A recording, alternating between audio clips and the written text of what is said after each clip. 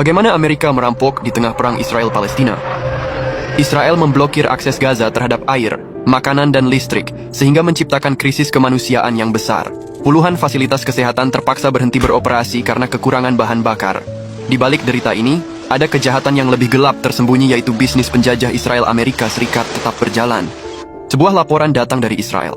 Media lokal Haaretz mengatakan Amerika Serikat tengah melobi Israel untuk mengeksplorasi ladang gas di Laut Gaza. Ironisnya, sementara dunia menangis atas krisis kemanusiaan di jalur Gaza.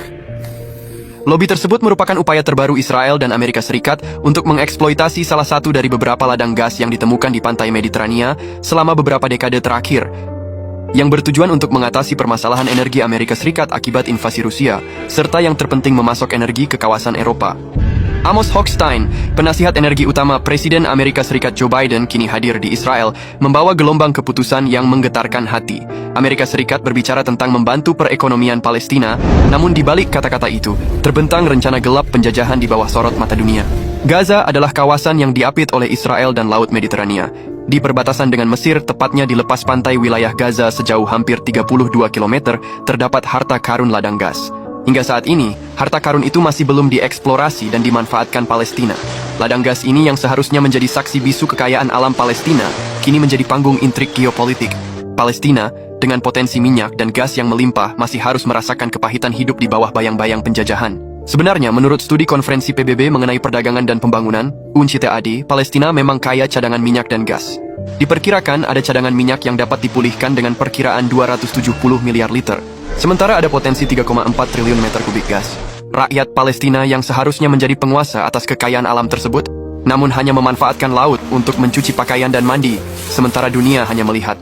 Amerika Serikat melalui Amos Hochstein di media The National, dengan tenangnya mengajak kita memandang masa depan Gaza yang tidak dikendalikan oleh organisasi teroris. Rencana eksploitasi gas lepas pantai Gaza menjadi panggilan bagi kemandirian energi Palestina, namun juga berdampak sebagai bumerang yang mengancam perdamaian. Saat sorot mata dunia tertuju pada krisis kemanusiaan di Gaza, dampak ekonomi yang melumpuhkan Palestina menjadi satu lagi babak dalam tragedi ini.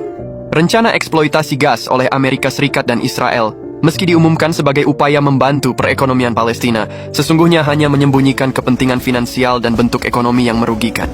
Palestina, yang seharusnya memiliki hak penuh atas sumber daya alamnya sendiri, malah dihadapkan pada kondisi yang semakin terbatas dan terkekang. Bergantung pada pihak asing untuk pengembangan dan eksploitasi sumber daya alam mengancam kemandirian ekonomi mereka, menciptakan sebuah kepungan ekonomi yang tak ubahnya seperti penjajahan modern.